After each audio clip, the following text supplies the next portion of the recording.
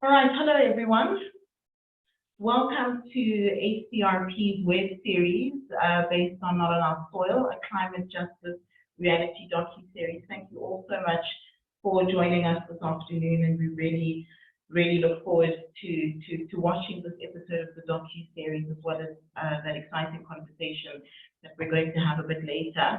But just to tell you a bit more about the docu-series, we worked with Rewild Africa to produce this docu-series as part of a 3-year EU-funded project called Action 24, Active Citizens for a Responsive Legislature. And we worked with the South African Institute for International Affairs, as well as the South Durban Community Environmental Alliance, to implement the project along with 12 community-based organizations. So we're very proud of these films, not only because they explore several climate justice issues in the country, but more importantly because they amplify the voices of the active citizens who advocate daily for a sustainable and equitable future, citizens like many of you here on this call. So this docu-series is truly an immersive climate change learning experience. It's told from a range of lenses in our society, including gender, civil society, community, journalism, as well as the youth perspective. And as you know, today we'll be showing the civil society episode. We're also excited to have a panel discussion right after the screening of the film, and it's titled The Role of Civil Society in the Post-COVID Rebuild and Lessons for Climate Change. So before we watch the short film, I just want to introduce you to the panelists that we have today, and then Courtney will facilitate the rest of the afternoon. But we have Alia Kaji. She's currently a public finance campaigner with 350africa.org, focuses on the role of public development finance institutions in the climate struggle in South Africa. And we also have Jane Cherry. Jane is the executive manager at the Cooperative and Policy Alternative Center. She's also an activist and organizer in the South African Sovereignty Campaign and the Climate Justice Charter movement. She has a master's degree in development studies from Wits University, obtained in 2015, and her master's research focuses on food sovereignty in South Africa. Charles Simane is also one of our panelists today. He's a researcher and organizer at COPAC, researching food systems, rights of nature, and natural climate solutions. And Charles is an activist of the Climate Justice Charter movement. And last but not least, Alex Linferna. He's secretary of the Climate Justice Coalition and the Climate Justice Campaigner with 350 Africa, holds a PhD on climate and energy justice from the University of Washington. Those are the panelists that we have today. Welcome to all of you, and really thank you for joining us and for agreeing to be part of this conversation. I'll now hand over to Courtney Morgan. She's our campaigner, and she will facilitate the rest of the afternoon. Over to you, Courtney. Thanks, Aurelie. And sorry about that. It seems that I was the only one spotlighted, so you were seeing my face while Aurelie was speaking.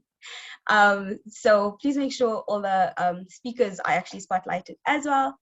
And then if I can just ask some from the team some support, if there are people in the waiting room, please can you just help by adding them. So as Aurelie mentioned, this is about the civil society episode of Not on Our Soil, a climate justice reality. And it's a very short episode. It's about 7 minutes. So what I'm going to do is I'm going to share my screen. We're going to watch the episode, have a small discussion, and then we'll move into the speakers.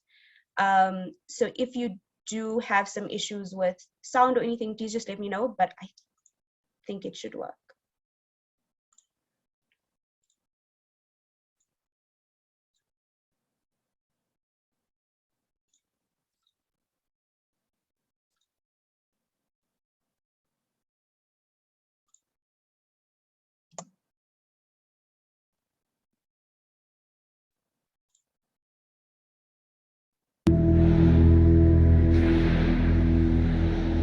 We are vulnerable to so many things here in the South Durban. Industries can literally blow up in a matter of seconds and nobody would know what to do. We do not have an emergency plan. We are surrounded by industries.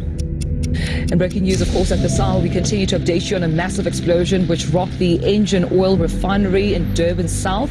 We're actually tired, we're frustrated, we are feeling everything. I'm exhausted, I don't even know what to say anymore, honestly.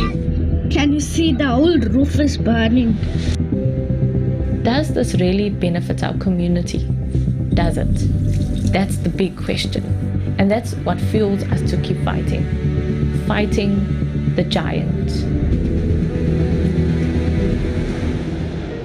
The South Durban area is really masked with petrochemical industries. In the mix are residents inhaling nauseous gases every single day. The mandate that they get is to produce and make sure that production happens regardless of how it impacts on the lives of people, how it impacts their health, how it impacts their day-to-day living. The nature of being exposed at high volumes to these things have a toll, and nobody really speaks about the cumulative impacts of these chemicals. So what about a person who lives on the fence line of your industry? What about the people that cannot afford to get the medical attention that they need? People became ill and nobody understood why were they ill. In the 80s and 90s, we went through all the high levels of pollution, and then suddenly we had cough, we had cancer, we had asthma. Pollution has no boundaries. That's where communities really came together to stand together and demand the attention of government to intervene in this instance. People were employed in the early 80s, thousands of people, and today it's only employing about 150. Throughout all the units, probably about 600 at the most, not at the refinery, but all over where they got their garages and all that. Maybe now under COVID, maybe about 300 full-time employees. What is that? If you said 10,000, if you said maybe 5,000, I'd agree. I'd stand for the people that would require their jobs.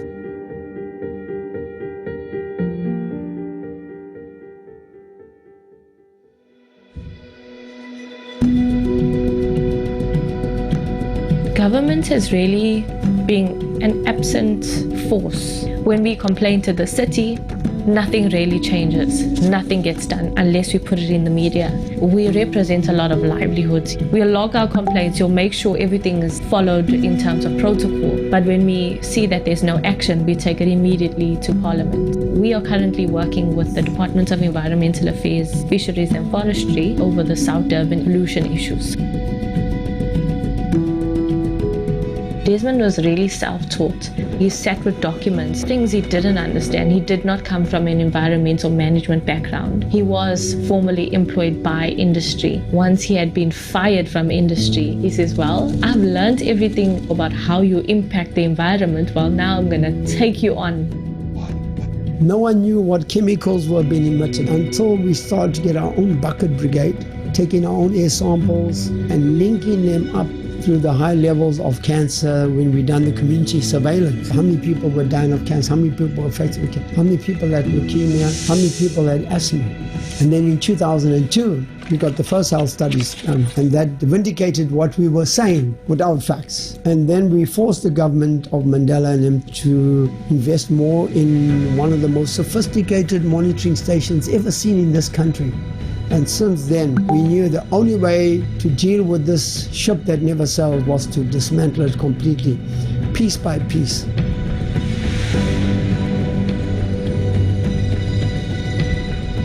A democratic country. What is a democratic country when we do not inform the policies that govern us? And so if we could change policy where it really comes from the people, then we can say we are moving in a step that's going to bring the change that we want to see. We are now celebrating 25 years of environmental justice, and we've grown so much. We've developed much more deeper campaigns through the Action 24 project. We got to explore this in a way where we could possibly change the legislation around climate change issues. I am just thankful that the young people have taken ownership. You know, I spent 2 years in some of the conferences and I was angry, realizing that change will never come from within. And so that's been my advocacy all these years, for the last 15 years, to pass the baton. If young people act, change will happen. If you have a civil society backing, a civil society behind you, a people behind you, you are able to take on government in a way that you force them to listen. We're not asking you to listen, we're telling you to listen, because we're the people that experience the harms on the ground. We cannot exist without our environment. People are experiencing environmental injustices all over South Africa. No matter what association you belong to, what NGO you belong to, what organization or community structure you belong to, when people come together and make a commitment to stand up against something, that's the voice of civil society that needs to sound louder than anything else. Not in our name, not in our community, not on our soil. You are not going to take our resources away from us. This is our fight, and we must not be afraid to use up all our energy and might to bring about the changes we seek. Because what do we leave behind if it's all destroyed? We need nature. This is home. So how do we now just go and relocate somewhere else and start afresh?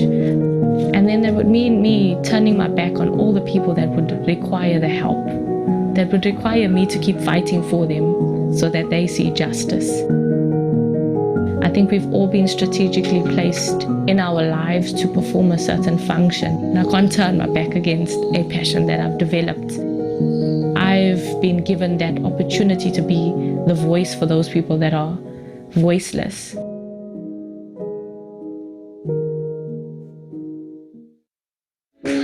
My name is Shanice Fowler, and I believe that I am the change that I want to see in the world. It starts with each individual.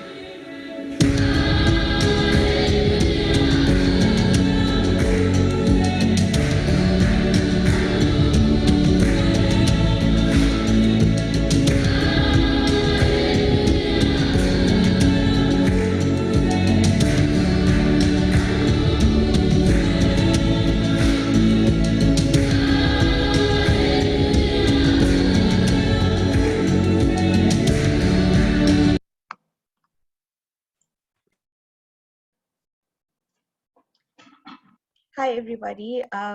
So that was the episode, the civil society episode. Sorry, I hope you can see me now. And before we, get into the panel discussion, I'd really love to, because I think we have quite a few people from across the continent, actually, which is great. And I just love to get some initial reactions and, gut feelings after watching that episode. I know that a lot of you who are in this meeting have shared experiences with those in South Durban, with industries who are displacing people and who are, emitting in a way that is just so harmful to the environment and the people. So please raise your hand and unmute if you'd like to give an initial response. I also have a few questions that can prompt. But before I start with those questions, if you'd like to just give your response to that video, please just unmute. Let's make it an informal space. Yeah.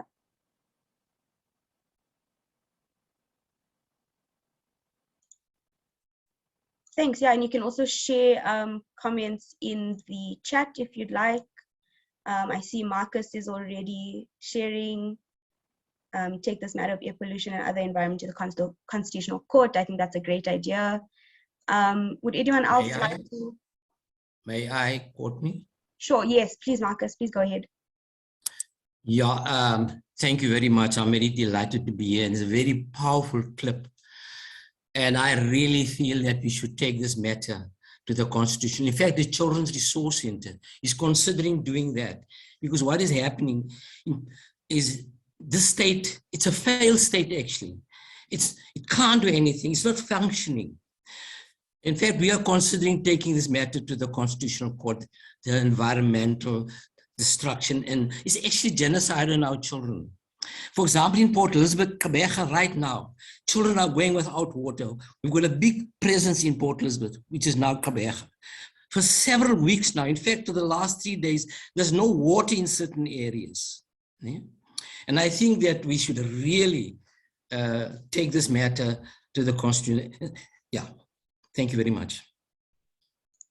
Thank you, Marcus. And I think the African Climate Alliance, based in Cape Town, is actually busy with a cancel coal case right now. So it would maybe also be a good idea to check out what they're doing if you do want to, start a legal battle.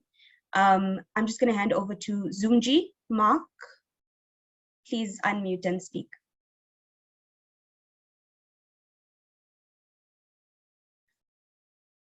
Zoomji, can you hear us? Yes, I can hear you. Good afternoon to you all. I don't know if you're hearing me. We hear you perfectly. Thank you. Yeah, thank you. Good afternoon to you all.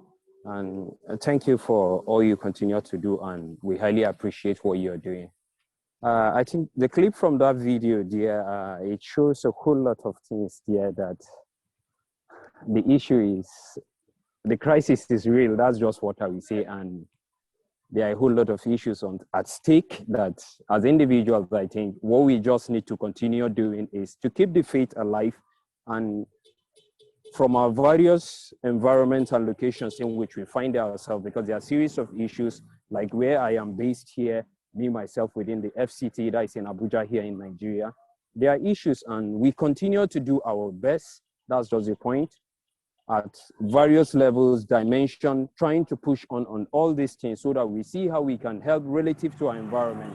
But on a global dimension, it's all this little effort that we're doing from these various places that cumulatively will contribute towards bringing about solution. It's really pathetic, that's just the truth, but that's the situation we find ourselves. So the issue is not just complaining about it, but what can we do?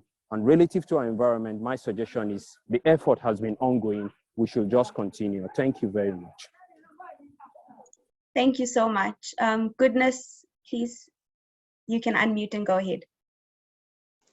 Okay, thank you very much. Good afternoon, everyone. Can you hear me, please? Perfectly, yep. Okay, great. Yeah, I've watched the clip. It's very, very interesting, knowing that the environment matters to us, and we all need to strive towards addressing it. But on the other end, we also need to push for policies that will be able to address these issues. Like, for instance, here in Nigeria, we have laws, we have policies that that have been pushed to the National Assembly and have pushed to the president, which he has signed, but there are not, the governments are not implementing this act, these policies. So that is a very big challenge for us. We hope that things change. Thank you very much. Thank you so much for that input. Ibrahim, please unmute and go ahead. And then just before Ibrahim comes in, please feel free to talk in the chat about where you're dialing in from. We'd love to know, what our reach was and the different experiences from across the continent. I see some people have already started, but please continue. Ibrahim? Yes, thank you, Courtney. My name is Ibrahim Inusa, and I'm connecting from northeastern part of Nigeria. And yeah, thank you for the previous speakers. Yeah, actually, decision has to come from the top, but it has to start from the grassroots, because any policy that is going to shape the future has to start from the grassroots, because they hold the power and their voices need to be included in the decisions.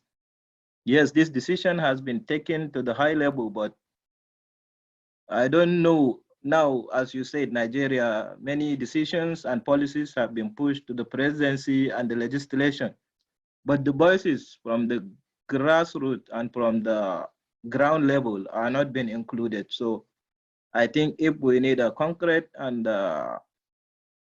sustainable solutions, so we need to include the voices of the grassroots to have our policies that can withstand, because the issue of environment is the issue of human rights.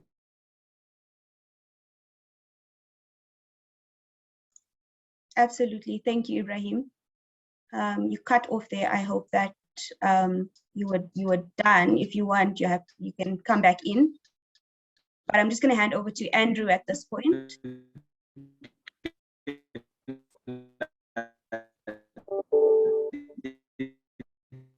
Ibrahim, I think you're having connection issues. Once you so we need to, in the northern part of Nigeria, we have been suffering from so many degradation. We can hear you now, Ibrahim. Please continue.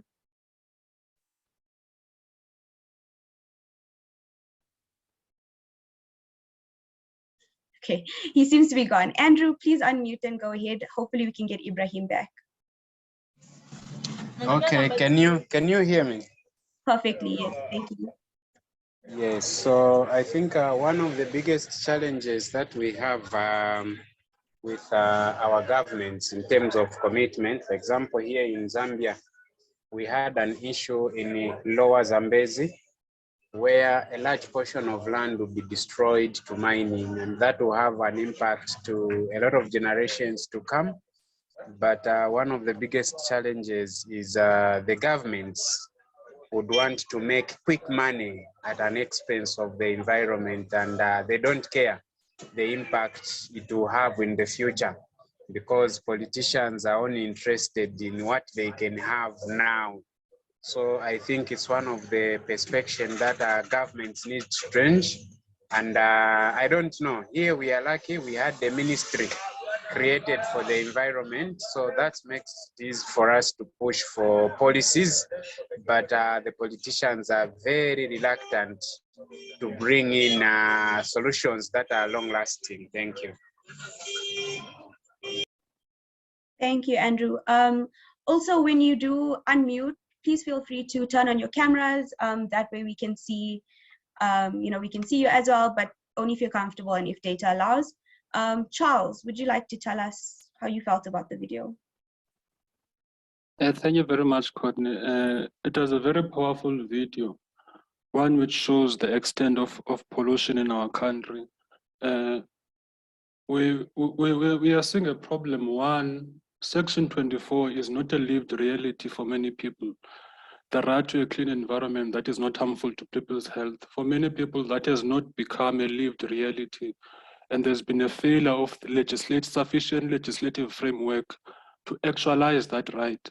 Secondly, there's a failure of enforcement. If the very basic rules and regulations of NEMA are not being enforced, and we see that especially in the coal belt regions, about 5,000 people die every year due to pollution. You have 3.6 million people who are directly impacted by pollution from the coal mining industry. You have high rates of asthma in those regions. One research has found that 50% of households in that region are suffering from asthma due to this coal extraction. A research conducted by Mark Holland has showed that Eskom's pollution costs about 2.3 billion rands annually. So there's a failure to regulate, and there's a failure to enforce the regulations and the rules of NEMA. And also what we see with this pollution is that the current government has failed to reverse or to deal with the racial ecologies of apartheid, spatial planning, and inequality. So it's a problem that we all need to confront. Thank you.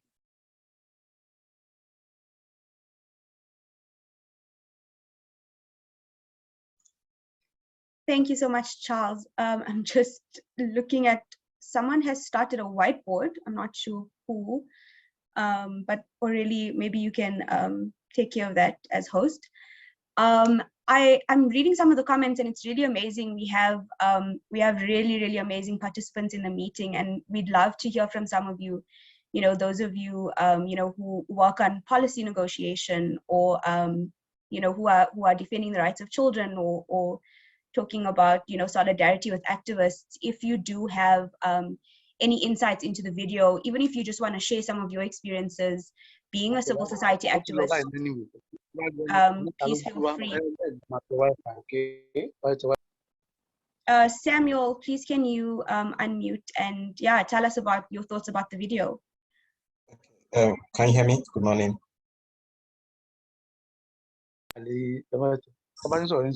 Can you hear me? We hear you perfectly, yes, Samuel. Okay, sorry. I didn't actually watch the video, so I don't know when the video was played. Was it played here also? If first of all, if I can have a link to the video, that would be good. So while I watch, then I just come back to give feedback, or I can just give based on a general point of view. That is okay by you. I will share a link now in the chat. But if you want to share anything else around, where you're calling in from and around civil society work, please feel free to do so. Okay, so I'm Samuel Siokore, and I'm a Nigerian. I'm a climate change.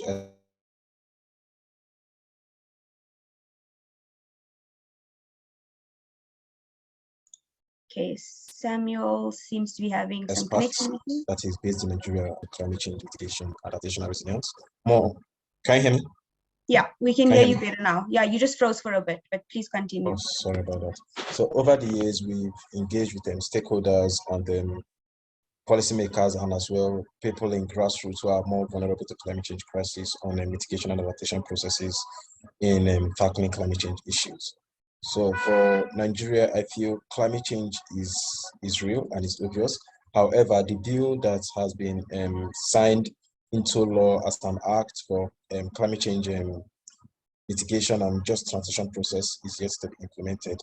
Regardless of that, I'm also into climate change negotiations, where we talk to stakeholders and policymakers on necessary laws and as well necessary decisions they can take to enhance people's knowledge on climate change and strengthen adaptation measures in tackling climate change issues across local communities.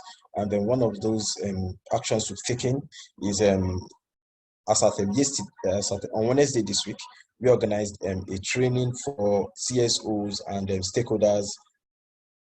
I mean, national members of House of Assembly in Nigeria, on critical roles they can play in addressing climate change. When you look at deforestation and land degradation, which is a major issue that is facing Nigeria. When you look at the northeastern part of Nigeria, you look at droughts, you look at loss of land. When you look at the southern part of Nigeria, southwest, southeast, you look at more of deforestation, oil spillage. You also look at flooding that is affecting these areas. So based on that workshop and training we had with over 40 CSOs and stakeholders that came from government agencies, private sectors, and all that, we developed a communique that can simply send a message to the government of Nigeria on necessary actions and necessary steps to be taken to tackle these issues. Regardless of the communique we've sent, we are also working with some top organizations like the World Bank in addressing these issues on a larger scale, because we are also aware of the Great Green Wall that is more focused in the northeastern part of Nigeria to bring forth reforestation and reforestation measures in order to reduce or tackle the rate of land degradation and deforestation that is coming towards that region. And then we are also looking at the 4 billion trees that Nigeria made commitments to by 2030. So all these things are actually actions that, if taken into due considerations and with necessary stakeholders engagement, we can be able to achieve more progress. However, we've achieved some progress by pushing forward for the signing of the Climate Change Act. I'm a member of GLOBE, that is Global Legislators for Balanced Environments Nigeria. GLOBE is a global platform for legislators all over the world. So thank you so much, and I'm looking forward to the video. Then I'll also go through and give necessary feedback. Thank you. Thank you, Samuel, for your input. I'm just going to hand over to William, and I think we can make that our last input before we get into the panelists, because I think their inputs are really valuable, and then we can have a longer discussion after they speak. So William, please unmute and go ahead.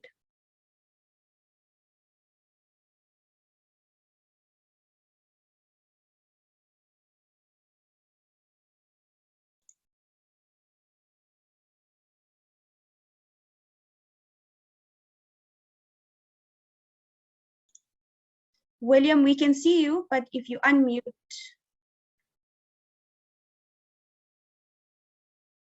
William, can you hear us?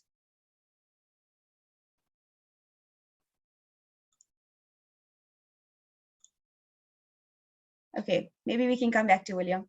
I'm going to go into the next section of the webinar, which is where we can hear from our amazing panelists. They will be sharing... Hello, can you hear me?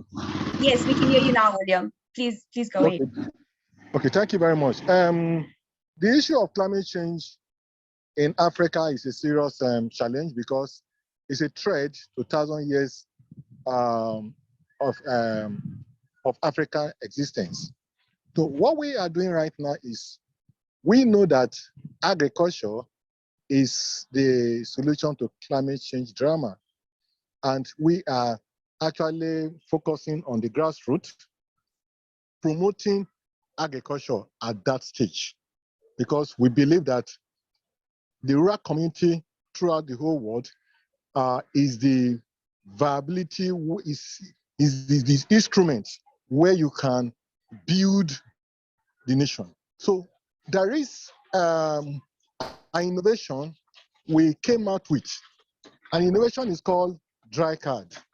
The dry card innovation is aimed at reducing food waste in Nigeria and in Africa as a whole, because previously 55% of agricultural produce got lost because of poor method of preservation.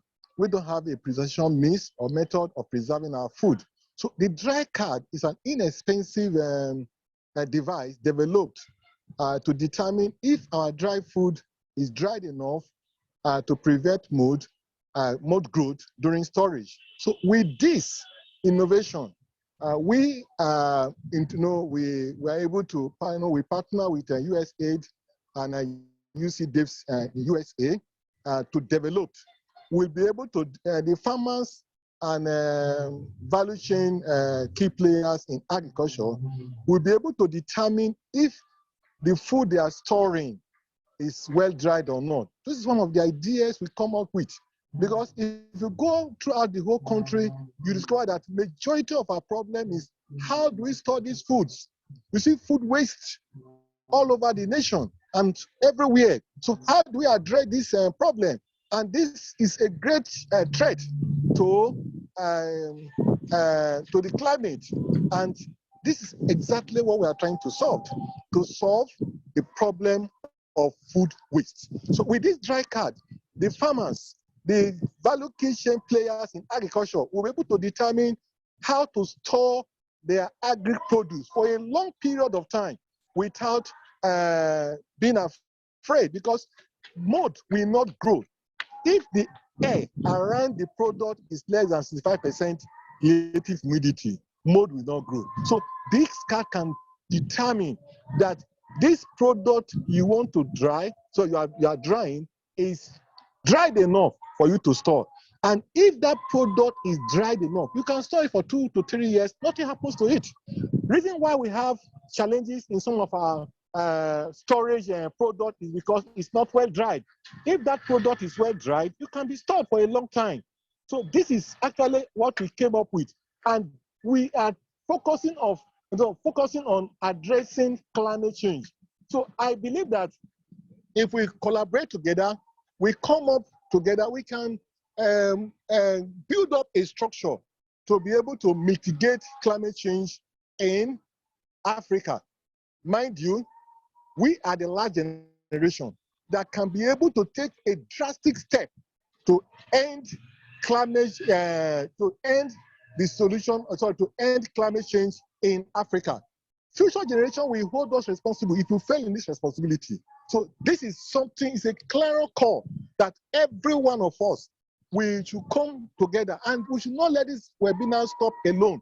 We should keep on carrying this crusade to schools, even primary school. Let them understand the effect of climate change to the world, to Africa, and what we stand to lose, the effect of it in the entire African nation. And that is my stake, and I believe that we can join hands together to do it. And we are also seeking for collaboration with stakeholders, especially on the IDRA card issue on how to reduce food waste in Nigeria and Africa. Thank you very much. Thank you, William.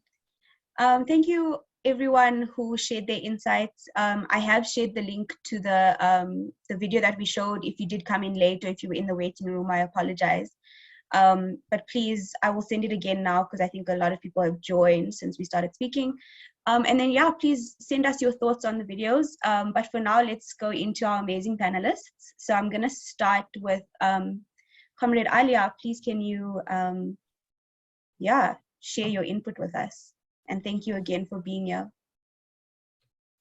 Thanks very much, Courtney, and everyone that has spoken and shared their insights already.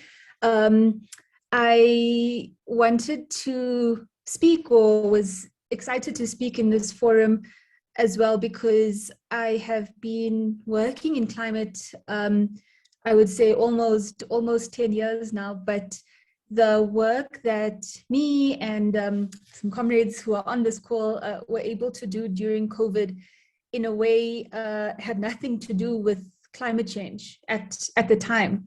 And I thought that it would be really interesting, particularly in the Active Citizens campaign, to reflect on the lessons that we had learned as individuals and how to take that to the climate struggle as well.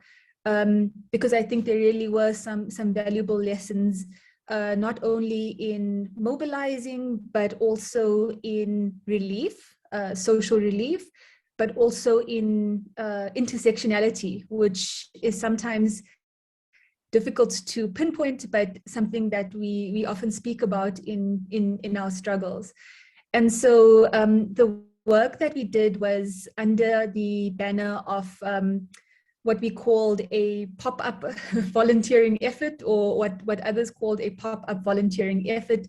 And my team is actually on the call now. I think it's Atia and Tando. I'm not sure if I see them still joining us, but what had started out was a few of us thinking about, or some of us thinking about, what we could do as citizens in the COVID crisis. And in South Africa, this was in a time of the harshest lockdown restrictions, where we couldn't leave our house, or you couldn't really go shopping, or you needed a permit to leave your house. And so that had really put that had really influenced the type of mobilizing that we could do. And so a friend of mine, Atia, who's on the call, put together a list or a group of people who really wanted to offer assistance at this time. And whether that was financial or skills-based, whether there were health workers who weren't active in medicine and wanted to assist in terms of translating and explaining the impacts of COVID, the initiatives that we had started called Community Connect was an initiative to really put together people who were willing to assist.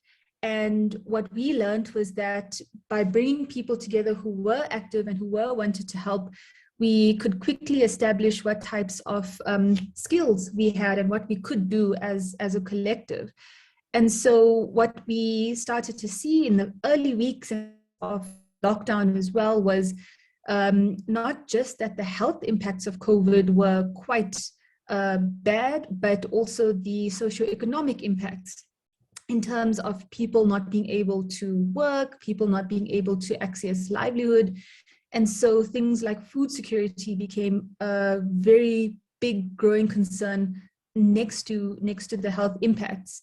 And I think the best way to describe the work that we ended up doing was an act of cross-class solidarity. And what that meant for us was we were able to digitally or remotely, because of lockdown, transfer or assist people who needed assistance in terms of food parcels with others who were able to produce food parcels. And so this ranged from keeping networks and databases of those who required assistance, but and households that required assistance during this time, but also NGOs and different social development departments in different provinces. And as we learned that a lot of people were active and a lot of people were able to be mobile with permits, particularly NGOs or social organizations, but sometimes it was difficult for many people to access these parcels if they were not on a registered list or they were not citizens of South Africa, and that was a big problem as well. But what we also began to see was that these food parcels were the same, no matter what your family or your household looked like. And so we eventually moved the initiative that we have to not connecting food parcels to households, but rather grocery vouchers. And in South Africa, we have e-wallets, so sending money to people's cell phones that they could collect at an ATM or a cash machine. And so that began and lasted over a few months. But we were able to, I think, collect around 1,000 volunteers, if I'm not mistaken, and we assisted then a few hundred households. If I look back at the database we have, and so what I think NGOs or civil society individuals may recognize is that at a time the fancy word was called mutual aid. I think that we saw in a lot of proposals or in a lot of articles and what people were aiming to do. But in a sense, the ability for communities to assist and help each other and assist in their own communities was a big lesson for us. And so over the first few months, we also saw the establishment of what was called community action networks. That I think the first one was in Cape Town, if I'm not mistaken, or in the Western Cape. But we saw then similar initiatives all over the country where people, I think, amongst themselves were able to organize and see what they had and effectively support those who were not able to access resources during this time. And so that was the meaning of mutual aid or cross-class solidarity, which I think was very important, a very important lesson in how to mobilize, particularly as we see continuous and increasing natural disasters. And so this was also at a time where we realized that there's there's actually a big lack of trust in government and in the state. And so how we mobilize amongst ourselves became very important, and how we built up trust amongst ourselves was incredibly important. And so I'll keep it a little bit short there in terms of the details of how it worked. But the lessons for me were that I think are readily applied to the climate movement is that the manner in which we phased out or closed off the project, because first of all, we always said that it was going to be a short-term initiative because the few of us that did do facilitate the initiative could not run it long-term. I think we were all working in full-time jobs, so this was just through networks and the time that we could have. But what we did learn was that it was incredibly important to stay in touch with the networks. And so Courtney and I also speak about this all the time, where it's important for, I think, individuals to become active and similar in the climate movement, but also so important not just to act by yourself, but to know what else is happening in the space. So you can join together and organize collectively rather than individual isolated efforts.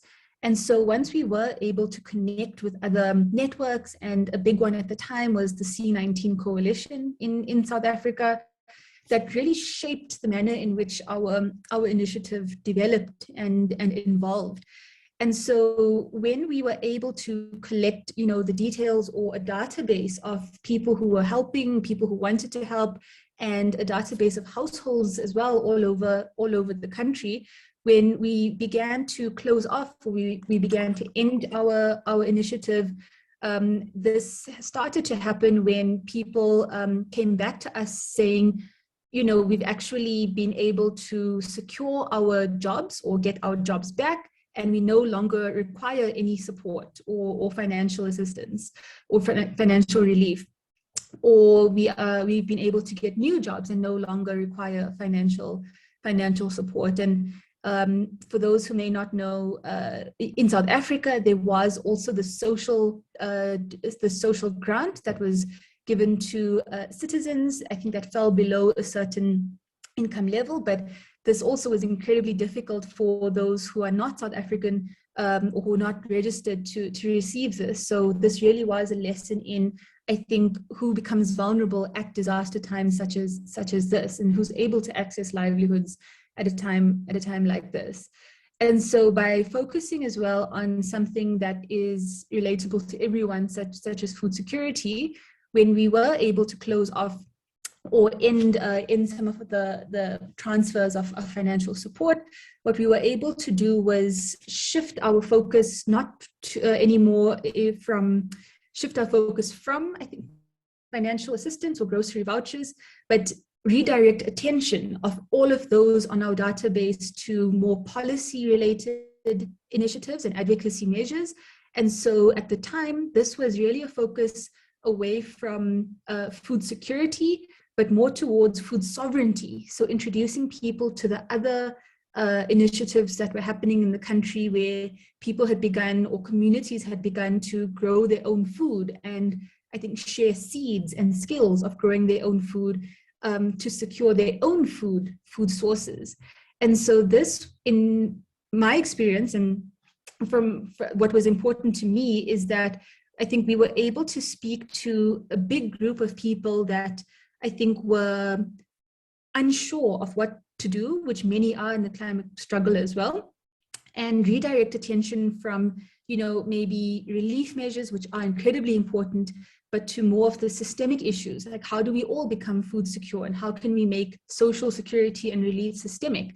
So in addition to introducing and growing support for food sovereignty measures, what we had also done was encourage everybody who could to sign up and support the Pay the Grants campaign, which is still continuing to today. And some of the feedback that we got, that was the lesson for me, was that these broader and larger campaigns are not always something that people outside of civil society know about.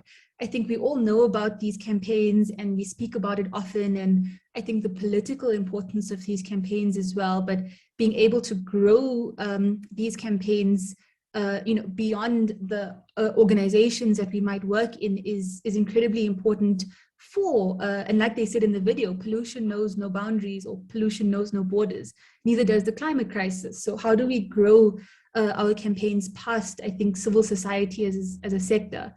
And what I take from this now, being a public finance campaigner for 350, is how can we take all of these lessons, economic, political, vulnerability lessons from COVID, and apply them to the work we can all do.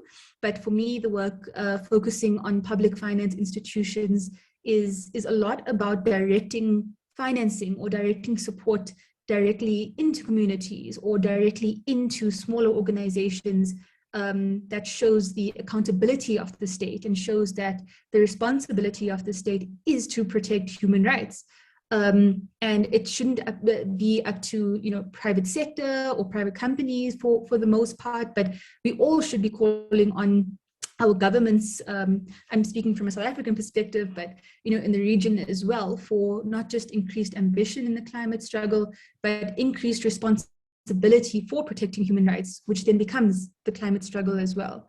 So I'm going to stop there. I'm not sure how much time I've taken, but I will be happy to see any Q&A in the chat, but over to you, Courtney. Thanks. Thanks, Alia. That was a great input. You actually had about a minute or two left, so but we can add that to the discussion time. And I think just, your work around food, I remember, and you and your team did really amazing work during the lockdown. So I think it's a perfect opportunity to now move to Jane Cherry from the South African Food Sovereignty Campaign, who can share more on what they were doing around food as well. Thanks, Jane. Thank you, Courtney. Good afternoon, comrades. And firstly, thank you so much to Courtney and ACRP for hosting us today. It's really great to be on this platform to be able to share, but also to learn. And we've learned so much already. Such great inputs. And yeah, Alia, thank you too for your amazing input. So as Courtney said,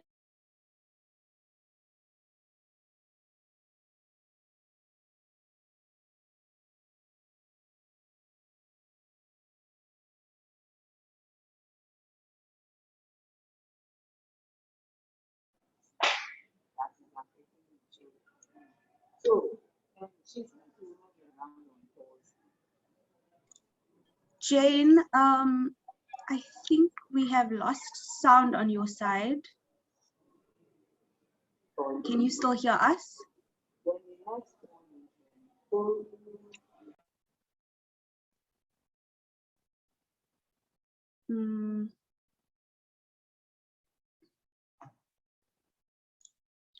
Sorry, everybody. Let me try and get Jane back.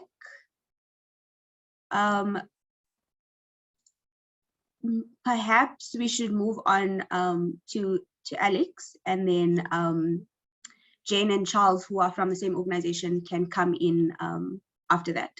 So, Comrade Alex, are you happy to go now? Sure, I will quickly pull up my slides.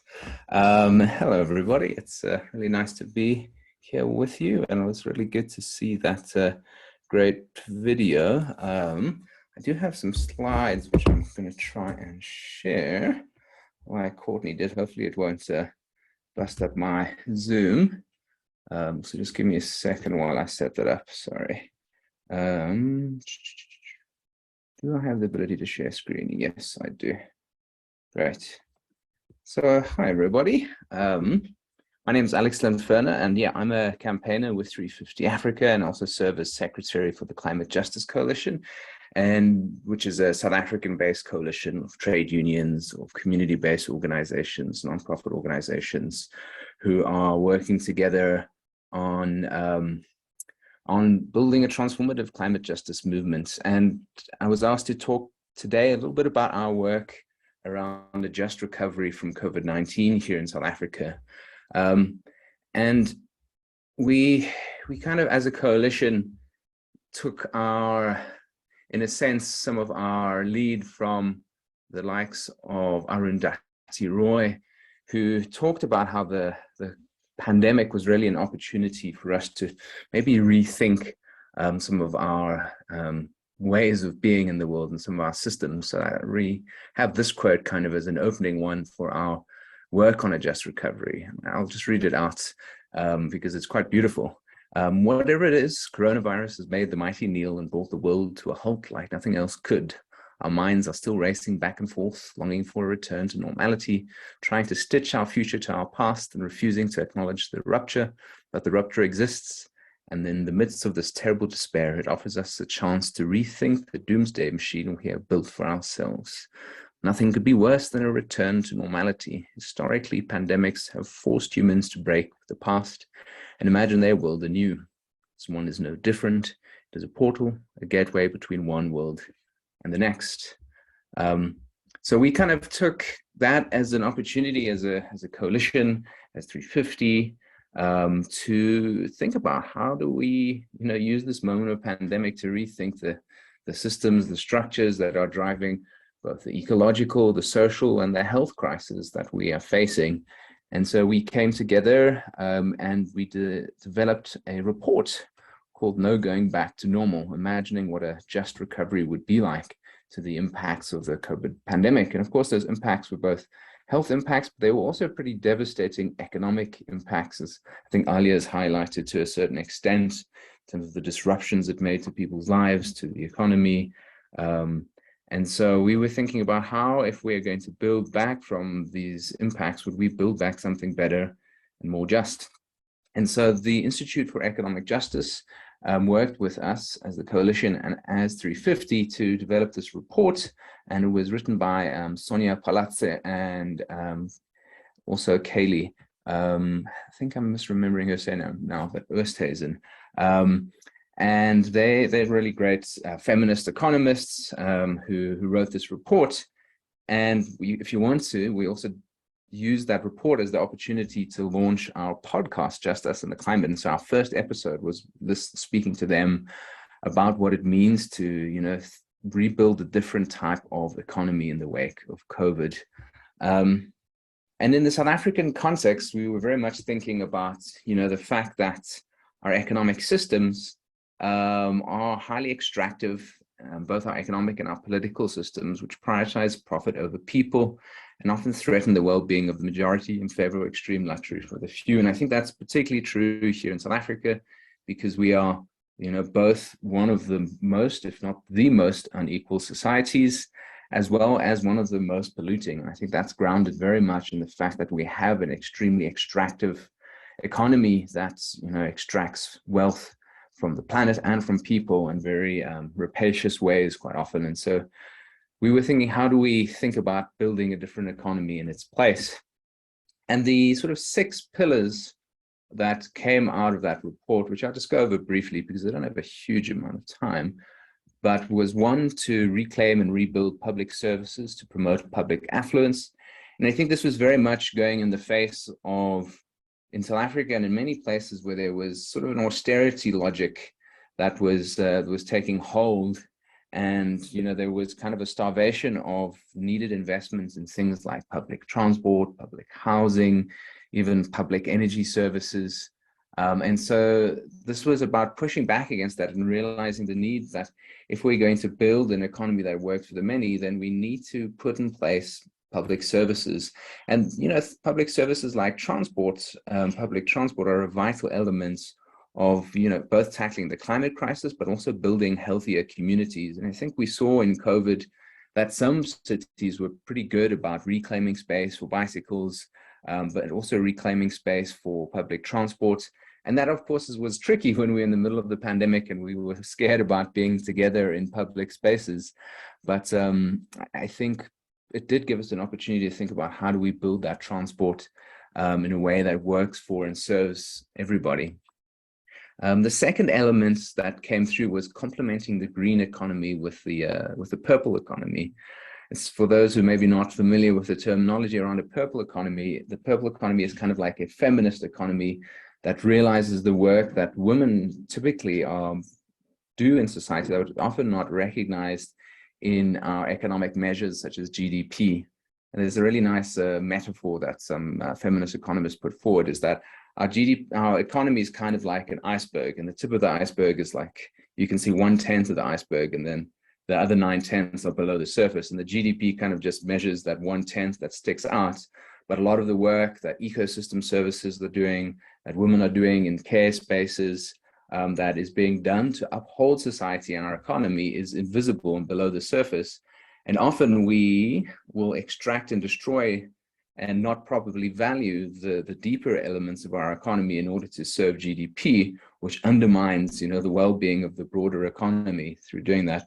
And so the principle there was that if we were to build back better, we would need to properly value and properly compensate the value that came from both the green economy, which is the ecosystems, as well as the purple economy, which is the care that is done often in very gendered ways.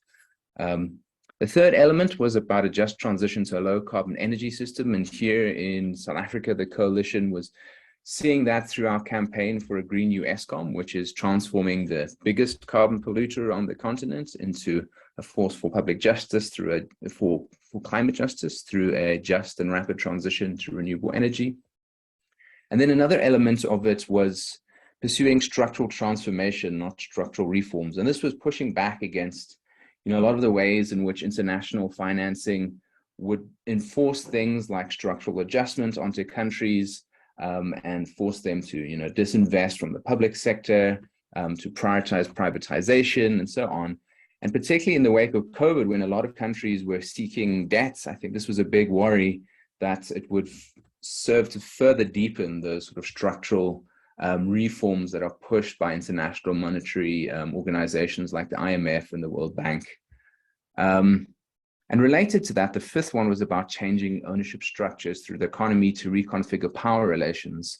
And I think in particularly the South African context, wealth is concentrated very much in the hands of a very small elite, as well as ownership of that wealth.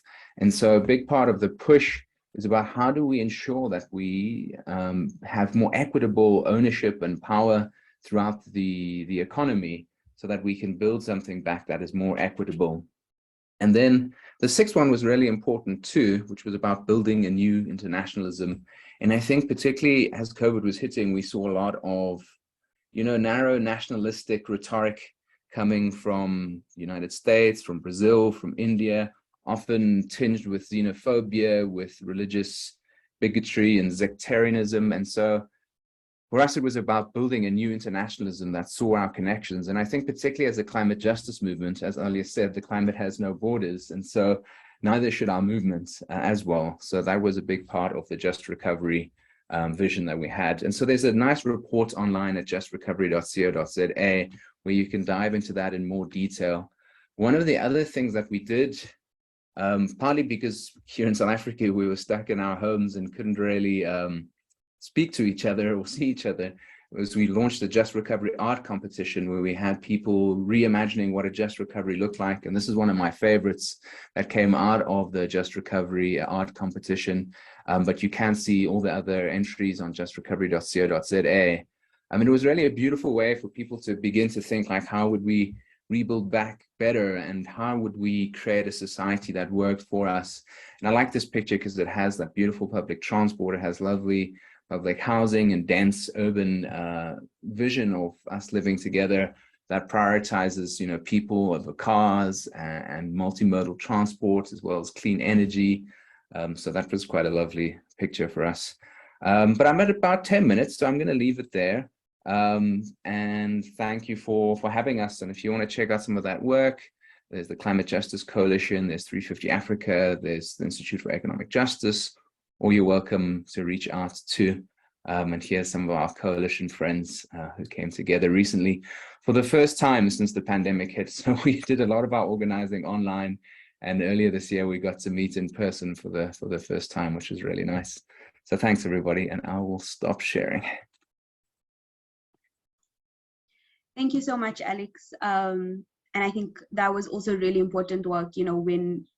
When COVID hit, I think it was quite a shock to civil society. How do we help people? How do we make sure people's immediate needs are met? But also, how do we use this as an opportunity to now change the way that we interact with each other?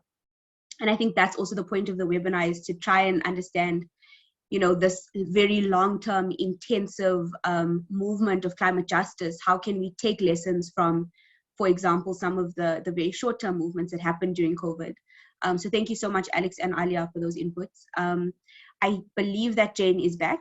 So I'm hoping that, yeah, cool. I am, yeah. So sorry about what happened earlier. Internet just drops at the worst time. Anyway, I'm back. Let's try this again. All right, so I started off with a brief background to the South African Food Sovereignty Campaign. Let me just go to the next slide. Okay. So SAFC was launched in 2015 by over 60 organizations and activists in the food sovereignty, social justice, environmental justice space, and of course also farmers. It's a national platform to raise awareness about hunger and the crisis and the corporate-ridden food system, and also people solutions like food sovereignty. So from 2017, the campaign decided to focus more on building local food sovereignty pathways, and we termed it Building Food Sovereignty Pathways in Communities, Villages, Towns, and Cities, to show that another food system is possible. And the organization that I'm part of, COPAC, we are based in Johannesburg, South Africa, so we decided to set up a food sovereignty hub at Wits University, and this hub comprised of food gardens, a communal kitchen, a farmer's market, food culture space for hungry students, and we encouraged others to set up similar hubs and demonstration sites across the country. We also offered training, and there were many other pathways and hubs across the country that were established and lessons shared. So this is what we worked on before COVID. And then COVID hit, and we tried to continue with this approach, but also did a few other things because we had, I guess, a little bit more time. So COVID hit, and a lot of our partners in the South African Food Sovereignty campaign couldn't visit their farms initially because of hard level 5 lockdown. Some of them were too scared to venture out to catch COVID. Some of them used the moment to feed their communities, to start soup kitchens, to start their own food gardens a little bit later when we could get out of the house. And Charles will share some of these case studies later. But in terms of our food sovereignty approach during COVID, so we tried to continue with our local food sovereignty pathways, but we also initiated a few new interventions. Also, COVID gave us a little bit of breathing space to deepen our food sovereignty strategy and engage farmers and funders. So first, what we did as a national campaign, we realized that we did need immediate food relief. And Alia touched on some of this, of how communities were coming together to feed people. We didn't go out personally to feed the hungry, but we did try as much as possible to promote those efforts. So we hosted webinars, we encouraged sharing and learning, and we also created a food relief map on the SAFSI website for people to share details of their food relief efforts and interventions, and anyone could go to that map, find out where there was food relief being offered, where they could go volunteer. Second, we offered training. So we hosted an 8-part online agroecology series to help people set up their own food gardens. And there were two phases to this approach. So the first one was a series on setting up your own food garden, and the second one was a series on how to close the loop. And these were all really well attended. The initial one was oversubscribed. I guess people didn't really have much to do, and people really wanted to start setting up their own food garden. So that was really well received. And then the third thing we did was set up a food commons map. So here we asked people to list their food commons initiatives. So this could be school gardens, household gardens, community gardens, also community kitchens, soup kitchens, etc. So we mapped this on the website. So while we were doing all of this, in the background at the same time, we were able to take a step back and develop a more long-term strategy to food sovereignty.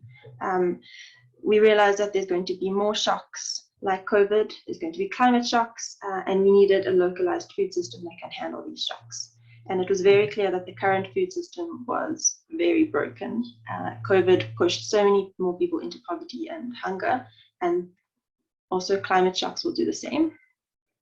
So our approach is a hub and pathway approach. We started on this before COVID.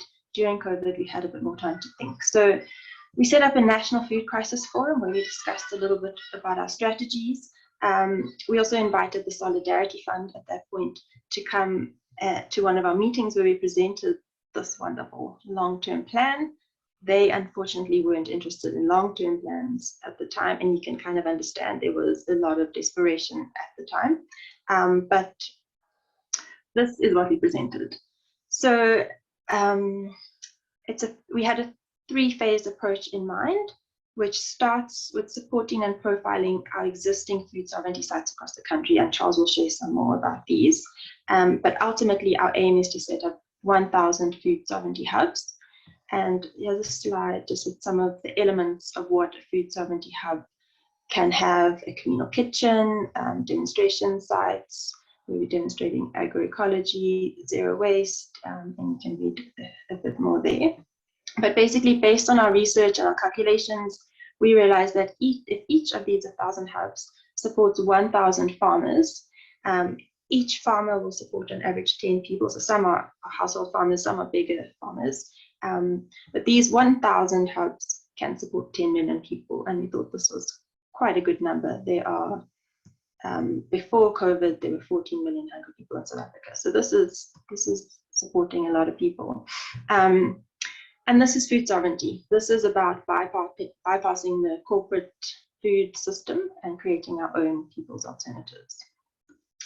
And here I just want to also mention that this is also a climate justice alternative, and someone already mentioned this earlier on the webinar, because the food system is in fact heavily locked into carbon. And here's a very interesting slide.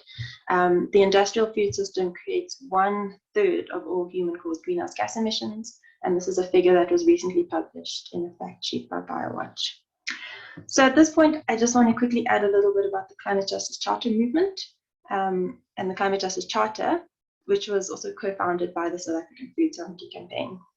So the charter was developed with input from all sectors in society, and before COVID, but during COVID, it was finalized after we had roundtables and public input. We finalized it in August 2020, and then we later established the Climate Justice Charter movement, and we're actively trying to build it.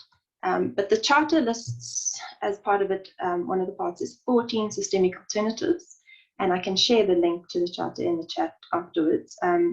But these are alternatives that we essentially need to promote now. We need to build them now to come out of the climate crisis alive, literally. And so one of these is to feed ourselves through food sovereignty. You can see just a few of the examples there. But this is the one that we are focusing on as a South African Food Sovereignty Campaign. So the point that I'm making is that food sovereignty organizing is climate justice organizing. Because we need to change the way that we live and the systems that we live with. And an important part of that is how we grow and eat food. And an important part of that is creating localized food sovereignty pathways based on agroecology. And these pathways have the potential to reduce carbon emissions from farming, processing, transport, food waste, and all of that, but also reduce the destruction of ecosystems by all the horrible industrial agriculture inputs, especially pesticides. And so agroecology helps us give back to nature, to bring life back into the soils. And these pathways are also about growing food that is resilient to climate shocks, saving seeds, harvesting resources such as water, etc., in preparation for more shocks. And so a key lesson that we can take away from this is that we need to build local grassroots capacities for systemic alternatives. We focused on food and food systems linked to food, but there are other alternatives that we can work on as communities, democratizing the water commons, eco-social housing, zero waste and simple living. The climate justice movement should be built around building practical alternatives. In other words, strengthening local capacities needs to go hand in hand with all the other important climate justice interventions or activities or initiatives. So essentially, we need to push from all angles and at all levels. So that is all from me. I'm going to stop sharing now and hand over to Charles to share a few of our case studies.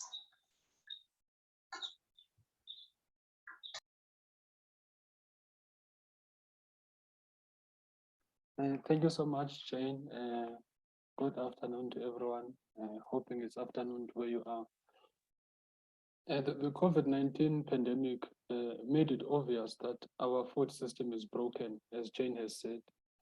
An Ipsos study in 2020 found that 50% of South African households experienced hunger in 2020.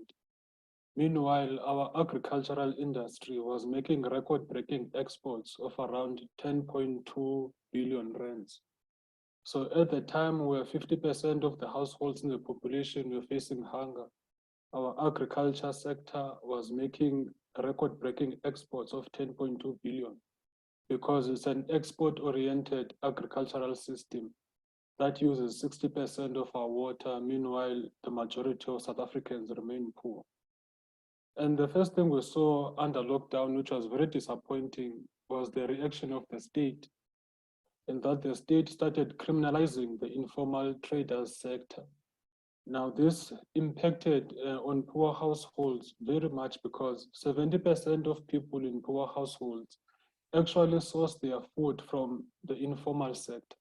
So when the informal sector was being criminalized under lockdown, a lot of people lost their source of food as well as they were losing their jobs. So there are many lessons then from activism under lockdown that we need to carry on in climate justice activism. As Jane has said, climate justice building is also social justice building. So one of the first lessons, I believe, the COVID-19 pandemic made bare the inequalities and class differences, even amongst us as activists. We saw this with many of the groups that we work with who are based in rural areas, how they were unable to participate in some of our webinars due to resource constraints, due to networks, and so on and so forth. But the first lesson is to realize that there are inequalities and class differences amongst us as activists. Now we saw, for example, with Komani Residents Association, which works in the rural areas of Komani, some of their members were struggling to be part of initiatives that were undergoing during lockdown due to all of these resource constraints.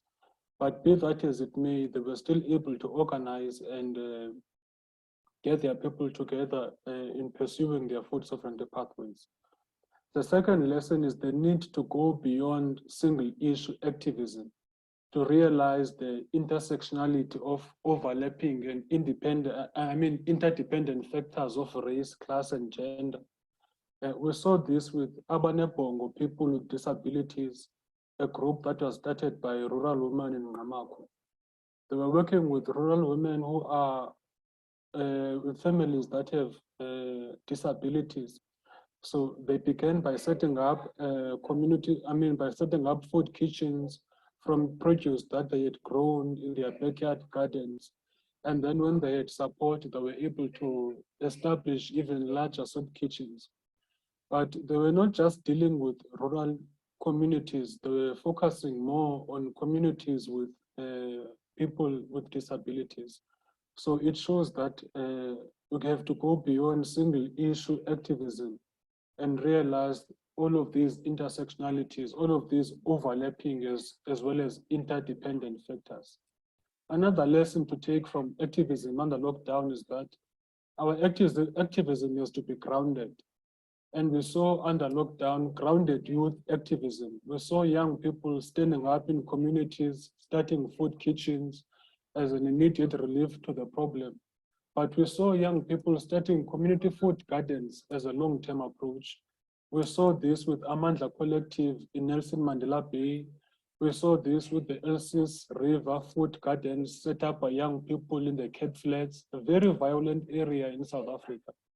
But they are changing that narrative. They are putting forth alternatives in their communities. Another lesson is the importance of community-based organizing.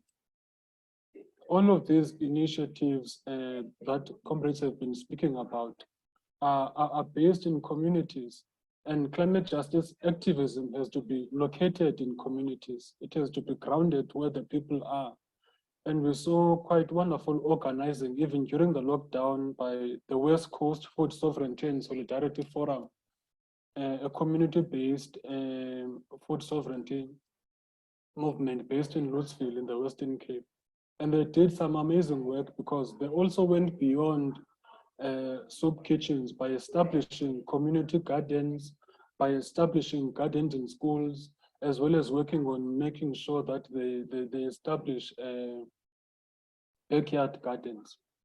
But the other important lesson is that we have to go beyond symbolic reactionary activism towards mass-based transformative solutions. Our activism cannot be reacting, be it to Shell or be it to more prospecting for coal mines, but our activism is to be based on transformative solutions from below. Recently, the UN Secretary General, Antonio Guterres, he said that humanity has chosen a path of collective suicide by inaction in climate change, but that is not entirely true because there are solutions from the subaltern. But the problem is where the solutions are is not where the power is. So there are mass-based transformative solutions, which we saw during the lockdown. And those mass-based transformative solutions should be part of our climate activism going forward.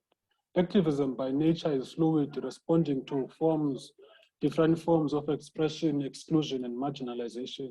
And those are some of the lessons we saw under the lockdown, which must become part of our activism, as well as our climate justice networks. So I'll stop there, Courtney. Thank you very much. Thank you so much, Comrade Charles. And thank you to all the speakers. I think those are really, really valuable and interesting inputs. And, I definitely learned a lot especially about the agricultural system and the fact that they were making profits during COVID. I didn't know that at all. But also just this idea of moving towards a long-term, grounded and really grassroots-led movement for climate justice. I think that was really quite an amazing point you made, Charles, especially about, we mustn't think that the alternatives don't exist. But we must recognize that, of course, those in power are not the ones who are going to be making the real change. So I think, yeah, that was brilliant. Thank you to everyone. We have about half an hour left, and Alex, I would also love for you to maybe pop some of the links for the Just Recovery reports and that kind of thing in the chat, the way that Jane has also yes, Alia, the solutions are not where the power is. That was the quote I was referring to from Charles. And then, yeah, Jane has shared some of the links. I was part of some of those workshops, trying to, teach people how to start their own gardens and ideas around, moving towards more African-based, even methods of agriculture. So those were really great webinars. So if you are interested in starting a garden, please watch some of those and get in contact with SAFC if you need. And yeah, so I'm going to open the floor now to any responses, any questions to any of our panelists, and any just points of discussion. If you have specific questions for a panelist, just tell us who it's directed to, and then we can get the conversation going.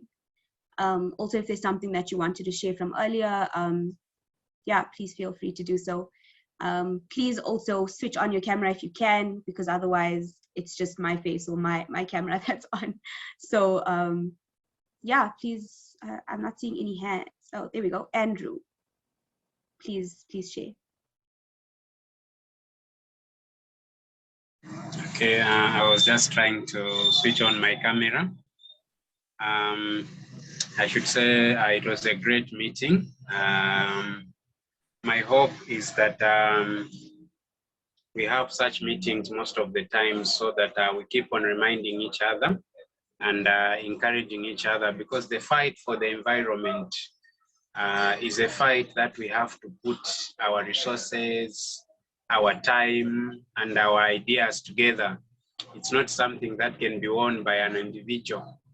Because of the huge challenges that we face, a lot of governments don't understand the future impacts that we have. For example, it pains me when you look at the news, the wildfires that are going on there as a result of some things that we were warned sometimes back. So I'm very optimistic that a lot of people will come on board, and with the increased participation, with the increased love for the environment that we all have, I'm very optimistic that we'll win this fight, though with difficulties, but we just have to keep on fighting. Thank you. Thank you for that encouragement, Andrew. I think it's very important as well, and hopefully we can also work across the continent and work together. Marcus, I see you raising a physical hand, so I'm going to hand over to you. I'm sorry, I can't find my hand on the screen. That's okay. Yeah, thank you. I think it's a very interesting webinar, and I want to thank Courtney and your team. The main thing I want to raise is again, the issue of children. We are the Children's Resource Center, and we're building movement for 40 years. We're a founding member of the South African Food Sovereignty Campaign and of the Climate Justice. And I say that with a great degree of humbleness, but I also want to say that constantly the issue of children is not even mentioned. With the result that 2 months ago, the Children's Resource Center launched the Right of Children to Food campaign. We now have 19 organizations affiliated, because the issue of children is central to the environment. In fact, it's their home that we need to save from destruction. So I want to raise the issue of children's participation, not only in Africa, in South Africa, across the continent, because this continent of ours is the target of all horrible things. In fact, I want to mention 1994, to my organization I then belonged to, we had a protest in this country against the killing of Kenny Sarwa Wiwa in Nigeria at that time, when the Nigerian government, in collaboration with the petrol companies, was destroying all sections of Nigeria, especially in the Delta area. So I really want to emphasize the importance of children. We've organized gardens many years ago, and still do. We have 16 kitchens. But what children are saying, this thing about making gardens, because we also had public hearings of, why must we grow our gardens when other people are shopping from the shops? A very important issue. Because they say we need more than vegetables. So there also is the issue of food manufacturing, oil, dried foods. In fact, it arose out of the destruction and the floods in KZN, when whole gardens were washed away. And right now we have a group in Port Elizabeth. Our gardens have come to a standstill. So I think we need to begin to think a bit much more deeply about this issue of food sovereignty. And we support it all the many years. Of course, it used to be security, and through our interaction with many organizations and the food sovereignty campaign, we've adopted that approach. But I think there is a need also to look beyond now, just gardens, because children are asking, must I wait 6 weeks before my beans can be eaten? I think it's a very important issue. What do we do in the just transition stage, etc.? And what Charles has been, what is also happening over the last few months, what has become very, very clear, the issue of coordination. I think Charles calls it single issue activism. In fact, through this the right of children to food campaign, what we've come to include is that it's building a movement for renewal in communities, because food is not only a problem of shortage. In fact, there's a major study now. It's also the huge poison foods that the big companies are producing. In fact, malnutrition has a twofold cause: lack of food and too much bad food. But the other thing is, when the food gets to the point of consumption, it's the issue of the male dominance of the resources in the home. And it's made toxic by the terrible abuse, not of drugs, unless we include alcohol in that whole thing. So the issue of mass movement, food movement, climate justice, etc., needs to be, we need to be much more attention to the issue of coordination. And I think this food sovereignty campaign, the climate justice, etc. And we've got some excellent food scientists, climate scientists on board. But what we need is what people are very clear about. We also have, and I'm Ferial is coordinating now, one of the ex-members, a citizen scientist project. Because people need to become informed. We need a mass awareness campaign, which we've tried for many years. And we've been fairly successful making the knowledge accessible. My last point, I think, is really the grassroots movement. The people who are in the kitchens, in the street kitchens, in the street, in the food gardens, are primarily mothers, by the way, women. Yeah, women. So there's a massive need for that support. I'm not saying people must continue. That's why we're going to take the state to the Constitutional Court. That's part, but there are also other issues. Thank you very much, Courtney. I'm sorry, there's so much to see, but I'm extremely excited, especially the people from across the continent, and we've got much to learn, but also much to share with them. Thank you very much. Thank you, Marcus. Thank you. I'd love to hear from everyone else. You know, what are your responses to the work that Alia, Jane, Charles, and Alex have been doing? Are you doing similar work? Yeah, just do you have any questions? Please please feel free to speak. I'm just checking the raised hands. Mashile. Yep. Yeah, my name is Mashile. I'm one of the civil society here. I'm based in Zani in Limpopo province.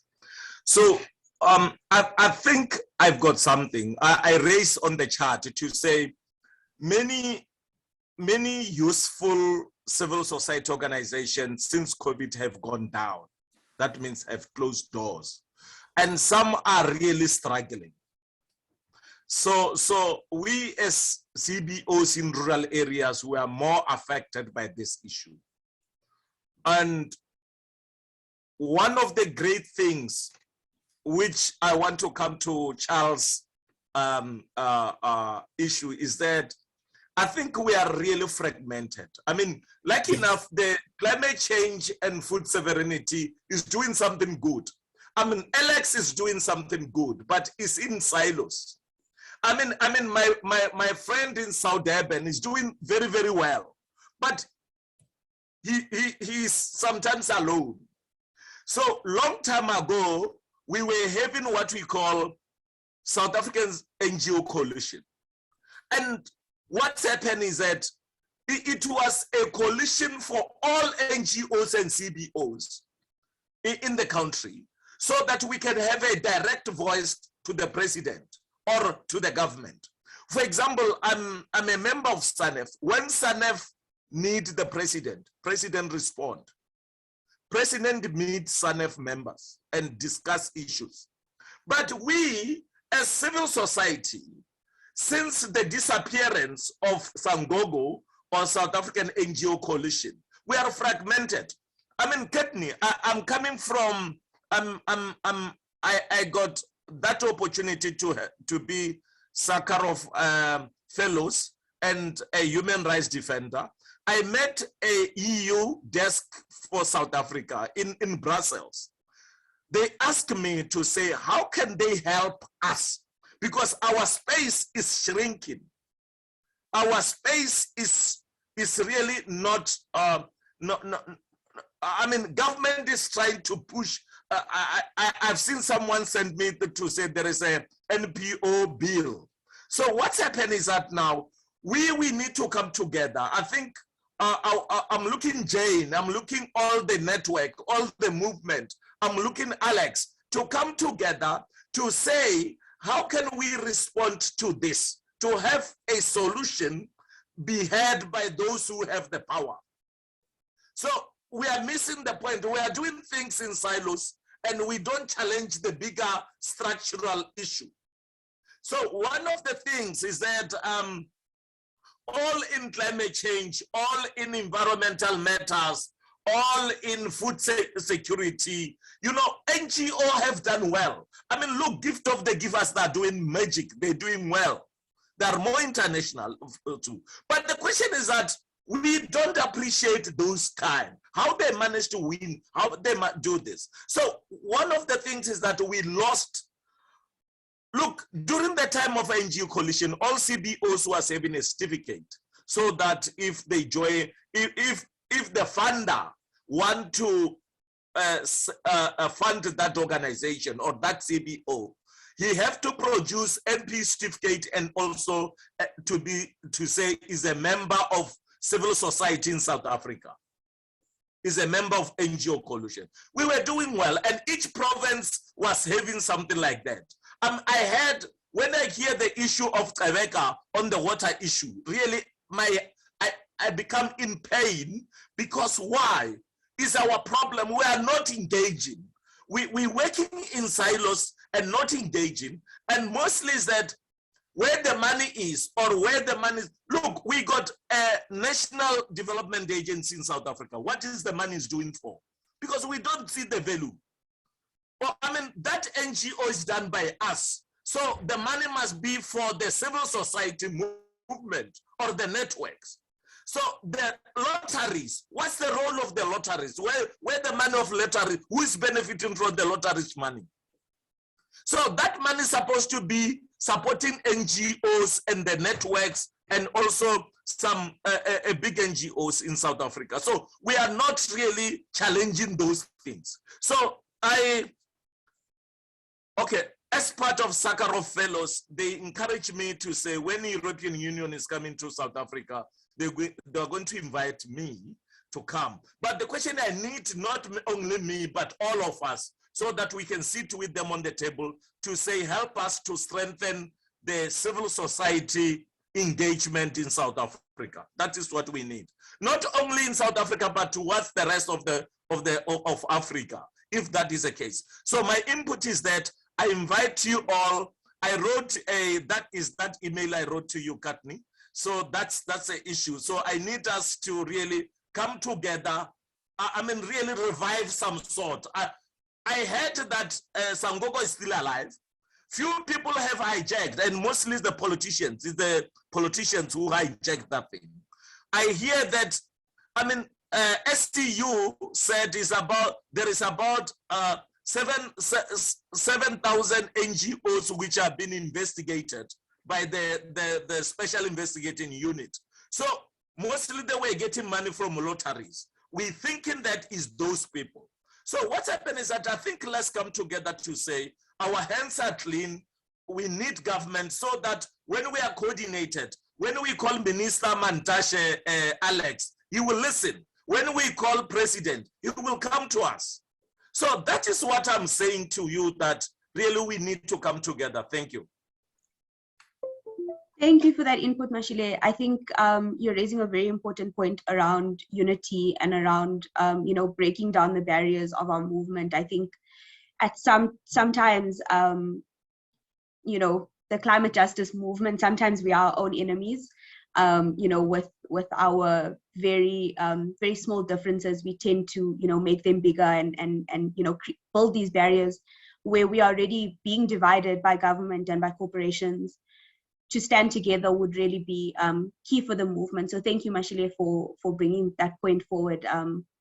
But also just to note that we are a strong movement, and that we can stand together, and that we have the answers here on the African continent, and that we can come up with the solutions for ourselves, African answers. So I think that's also very important, and thank you, Alex, for that comment as well. I think unity is definitely vital. I'm going to hand over to Zoomji, who wants to speak again. Please go ahead. Yeah, thank you very much, Courtney, and I highly appreciate, because this engagement in which is ongoing is really, really informative, and also it's more of an avenue to continually boost our capacity. And I must recommend and also appreciate the level at which the climate reality, like seriously, I strongly appreciate the Climate Reality African branch for continually, from time to time, keeping us at grace with various capacity building trainings such as this, because it's in such scenarios that you get to boost, and we join hands together as individuals to see what we can do and continually make headway, because there will always be issues. That's one thing I believe in, but definitely the main point or the strong standpoint is what are our solutions towards that.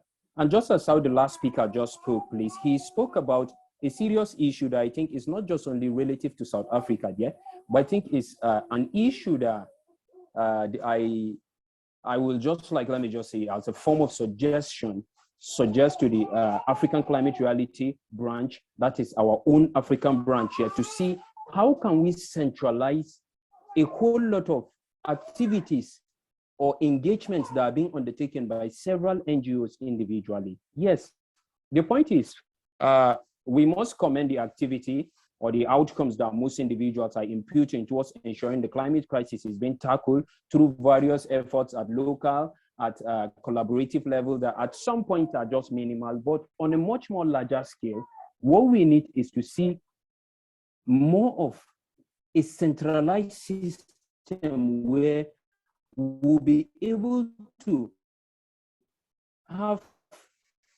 like a strong standpoint, just as how the last speaker just, your issue is really major because undertaking pockets like on an individual, let me say, or even if there are collaborations, they are like at a minimal level. But to have a much more stronger standpoint, even based here in Nigeria and even in other African countries with respect to South Africa and other parts within the African continent, I take, and as an umbrella body, the Climate Reality African branch that holds us or binds us all, I think if measures will be put in place to help us, it will go a long way to help and solidifying and pushing much more our stand with respect to engaging both those in the government or even community level or even international agencies and other bodies that are geared towards to help us. So I think that is also a strong standpoint in which I think we should avenues or lots of brainstorming should be done towards ensuring that we have these harmonized systems in the various African countries and also at the same time coming on the umbrella body within Africa. Aside from that, the next issue is has to do with our engagements at the community level. Yes, at most times we do a whole lot of engagement. Like, let me just say some couple of weeks ago, the World Environment Day, because I am the coordinator for Step Up Green Climate Warriors initiative, in which our aim is majorly engaging the youth. That doesn't mean that we are pushing the older generation or the adults, no. But what we believe for our standpoint or our vision is geared towards what? When we engage the youth at a tender age, it becomes like a norm or a way of life for them. For example, I give you this example. As a person, me, personally, there's what we call in Nigeria here, pure water. We call it, these are sachet water that are being sold. Probably, let me say, in other parts of Africa, you people call it bottled water. It's being bottled and water being sold.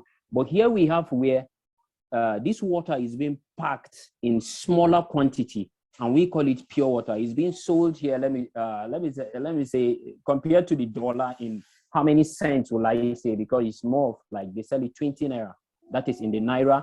It's equivalent to the dollars. Let me just say some couple of cents. I don't think it's even up to 50 cents or thereabout, but probably within that range. So of that water, just little.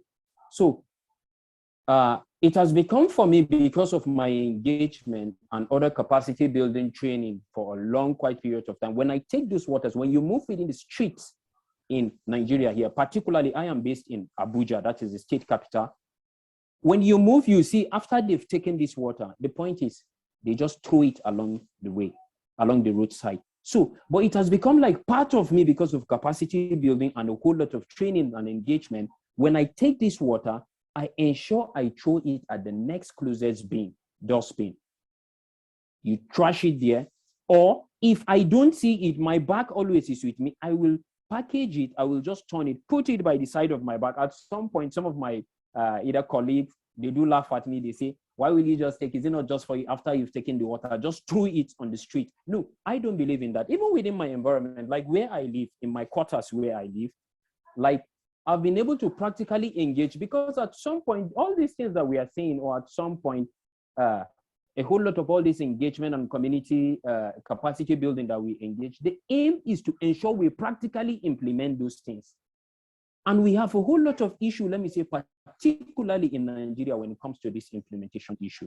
And I think certain other aspects or either certain other places within Africa too might also be experiencing that. But I am speaking with definiteness with respect to where I am, because there's a whole lot of issues when it comes to implementation.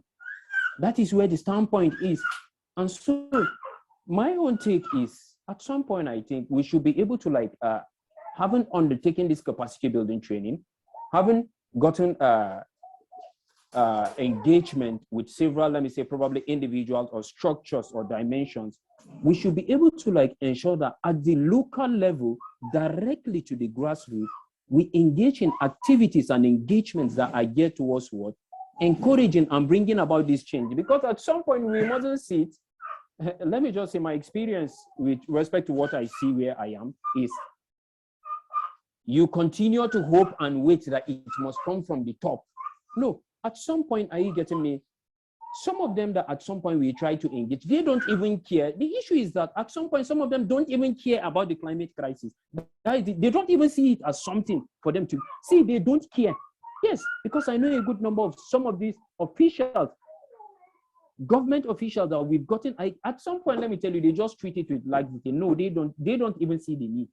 But these things are real, like the environment. Gwagwalada, let me say, as an area council within the FCT, anybody can tell you that is based within the FCT. The temperatures here are extremely, let me tell you, harsh. And that is one of the environments where, let me say, we continually, as within our own organization, continue to undertake a whole lot of advocacy and other engagements here.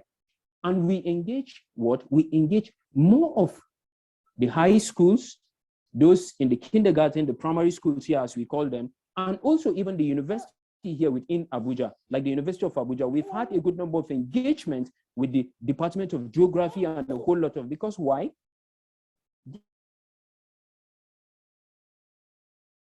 These are major things, because we sat down, we got to see more of these things, measures to come from the top. At some point, you continue to wait. I'm telling you, till like it's looking like till like eternity, because at some point, some of them, they don't even care. So what we resorted was, with the little resources we have at our disposal and other things that we try to at some point see, because we even got some support at some point from Suki 222, that is in the US. They send certain things because majorly they are engaged. It has to do with water issue for people getting water cleaner. So they send some filters to us here, and we distributed them within the local setting, not within even majorly, I'm telling you, like within the major cities, within major aspect of Abuja. I tell you, there are rural places within the FCT itself, that is within Abuja itself, that, hey, it's not funny. So one of our major targets is that we do some kind of sampling, checking like one of the area councils, because there are like 6 area councils here within the within Abuja as the state capital here. So one of the most hottest place within, or the location is Gwagwalada area. You can verify even statistically or even online or through other means, you can verify. So we engage and undertake a whole lot of things within this place, ranging from not just tree plantings alone, but giving capacity building training and advocacy. And that was why there were certain, I think, information that I sent to Zianda, I think that was some couple of weeks ago, that we got some serious engagement here with high school students. That's one of our major priorities. We try to engage the youth, and we want this thing. And I can tell you, we've seen passionate young people. So the aim is, one of my own contribution or take on this is, we continue to engage at this local level, irrespective at some point. Yes, the resources might not be there to facilitate that, but with the little, and as we continue to push on, I think much more other outcomes will surface. So that's just my take on that. Thank you so much, Zumji. And for those who maybe aren't in the ACRP networks yet, we have climate leaders who have been trained across Africa, and a lot of them are here today. I think I saw Enoch in here and Ewi. So a lot of people who have joined this meeting are leaders in their own communities. And so it's very important to also learn, across the continent, and make sure that we are, listening and taking what we can from, from other people's experiences. So thank you for sharing. I don't see any hands. If, we only have about 5 minutes left. So if you do have a last minute hand that you would like to raise and say something final, please do that. But otherwise, I just want to say a big thank you to everyone who came to this meeting, to this webinar. I think the inputs are so valuable and so helpful to the movement, because as we've been saying, we have to build this movement together, and we have to make sure that it's grounded in our African solutions. I want to say thank you once again to our panelists, Alia, Charles, Jane, and Alex. Thank you so much for joining us. I know there were some issues, and I know some people weren't well this morning. So I just want to say a big thank you for joining. Really means a lot to us. If you do go to the chat, Aurelie has shared our social media links. So if you'd like to follow us, as you know, this particular webinar is part of a web series. So every month until we get to COP, we will be hosting a webinar.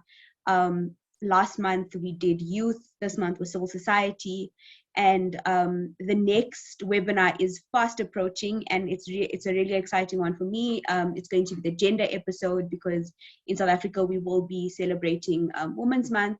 So I'm actually going to put the registration link for that webinar, because that's already set up. So if you'd like to already register for that, you're welcome to. But other than that, thanks again. If any of the panelists would like to say a final, anything final, or if you have any events that are coming up, we, here at ACRP, we are really keen on building solidarity across coalitions, across movements. So to the panelists, if you have an upcoming event, please let us know, and we can share the links on our social media, and hopefully we can start to build solidarity. So thanks everyone. Just checking with the panelists. Are you all good? Can I come in, Courtney? Sure, Charles. On the 28th of July, South African Food Sovereignty Campaign will be hosting the National Food Crisis Forum, as well as the launch of Hein Marais' new book on UBIG. It's a very exciting book. We'll be discussing the rise in food prices, the impact of the water crisis and the climate crisis, and how all these factors are converging to put us to where we are. Is it okay if I share the registration link in the chat, Courtney? Absolutely, and please also send it to us, and we can share it on our socials after this, just because obviously the chat gets lost. Thanks, Charles. Alex, is your hand raised? Yeah, I mean, I just want to quickly respond to Mashila's points about unity, and I think it's really important point. And I think also one of the elements of unity is recognizing the diversity in the movement and celebrating it. So even if we are not always doing everything together, that doesn't mean we aren't unified, because we do have to tackle different elements of a really complex issue. And just because we have different approaches or different focuses doesn't mean that we aren't always unified, right? Because I think there is an underlying unity in the movement, but at the same time, we can build that and strengthen it. And so I'm always happy to connect to folks, and hopefully we can continue to deepen and unify the movement as we also celebrate our diversity and our different approaches too. Thanks, everyone. Thanks for this really enjoyable discussion too. Thanks, Alex. I think that's also a very important point. Okay, so with that, I'm going to close the meeting. Thanks once again, and I hope to see you all back at the gender. Okay, we have one more point, but then I'm closing. Lawal, would you like to?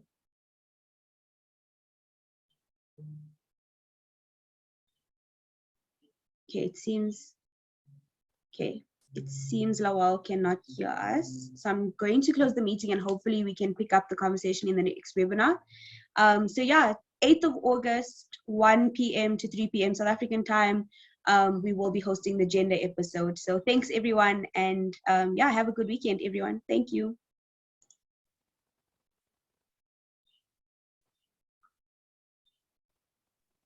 Yeah, and if you can, switch on your camera. Bye-bye. Bye-bye. Yes. Bye-bye. Bye everyone. All right, bye. Thank you very much for this opportunity. Thanks.